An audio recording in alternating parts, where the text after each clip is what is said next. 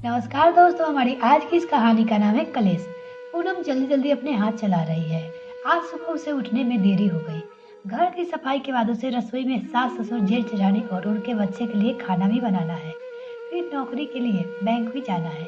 Bank से आकर रात को सभी के लिए खाना बनाना पूनम की रोज की यही दिनचर्या है। वैसे तो पूनम आधुनिक आत्महत्या नारी है, परंतु सास ससुर दिन भर उसकी बेटी की देखभाल करते हैं। इस कारण वह किसी प्रकार घर में संशय मिटाने की कोशिश करती है। घर में सास का बड़ा अनुशासन है।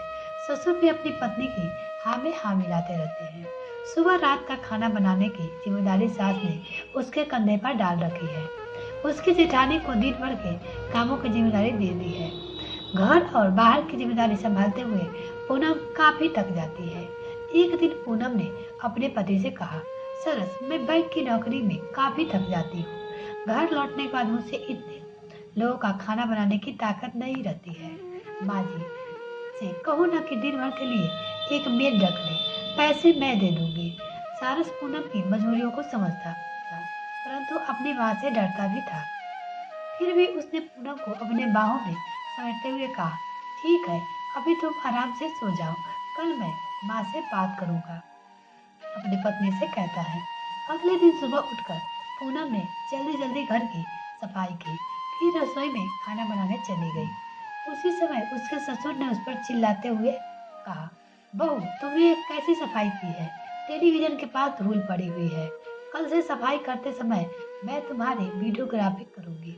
उसके ससुर ने अपनी बहू से कहा। पूनम के मन में जज्बे आक्रोश आखिर उबल ही पड़ा। उसने तय से कहा, पापा, मैं कोई इस घर की मेड हूँ जो आप मेरी सफाई की वीडियोग्राफी करोगे? इतना सुनते ही पूनम की सास ने उस पर चिल्लाते हुए कहा, बहू, तुम्हारी हिम्मत कैसे हुई अपने ससुर से मुंह लगाने की? उसी समय सरस ने बात संभालते हुए कहा, पूनम को बैंक जाने के लिए तैयार होना है। वो कह दिया। सरस ने अपनी माँ से कहा, माँ, नौकरी के साथ पूनम इतने सारे काम नहीं कर पाती, क्यों न हम दिन भर के लिए एक मेड रख लें? उसके पति ने उसके सास से कहा।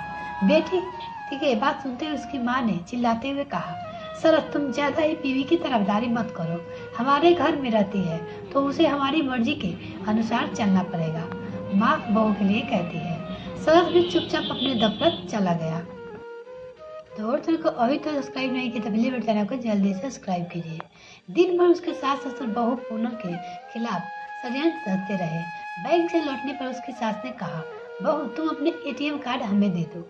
पूनम ने कहा, माँ जी, कुछ पैसे अपने पास रख कर तो सारी सैलरी आपको ही दे देती हूँ। मेरी भी कुछ व्यक्ति जरूरत है, मैं अपना एटीएम कार्ड नहीं दूंगी। पूनम ने सास के तल्ख आवाज में कहा, मेरे दोनों बेटे मुझसे केवल 2000 पॉकेट मनी लेकर सारी सैलरी मुझे दे देते हैं।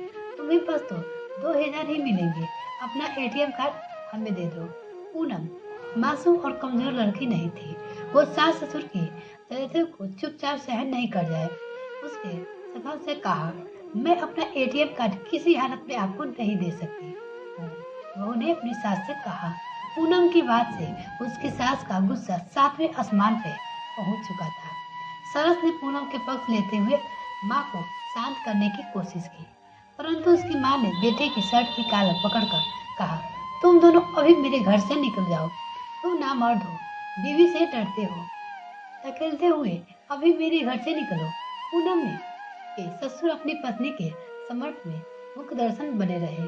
रात के 10 बजे पूनम ने फोन कर बुलाया और अपनी बड़ी बहन से बात की। उसी समय कुछ सामान लेकर पति और बेटी के साथ बहन की सोसाइटी में चली गई। संयोग से एक खाली फ्लैट भी मिल गया। अब पूनम सुकून के साथ पति और बेटी के साथ रहने लगी। स्कूल से आकर उसकी बेटी मौसी के पास रहती है। कुछ दिन बाद उसके सास ससुर की तबीयत खराब रहने लगी। उसकी सास के दोनों घुटने का ऑपरेशन हुआ। पूनम पति पत्नी उन्हें अस्पताल में देखकर ही लौट आए। पूनम की जेठानी भी अब सास ससुर की सेवा नहीं करती है। हाल में उसके ससुर को लकवा मार गया। पूनम उन्हें देखने गई थी। सास ससुर बेटे बहू के साथ किए हुए अपने दुर्व्यवहार के कारण आठ आंसू रोते रहते हैं, परंतु शर्मिंदगी के कारण उन्हें फिर से वापस लौटने के लिए कह नहीं पाते हैं। बस दिल में ही आठ आंसू रोते रहते हैं।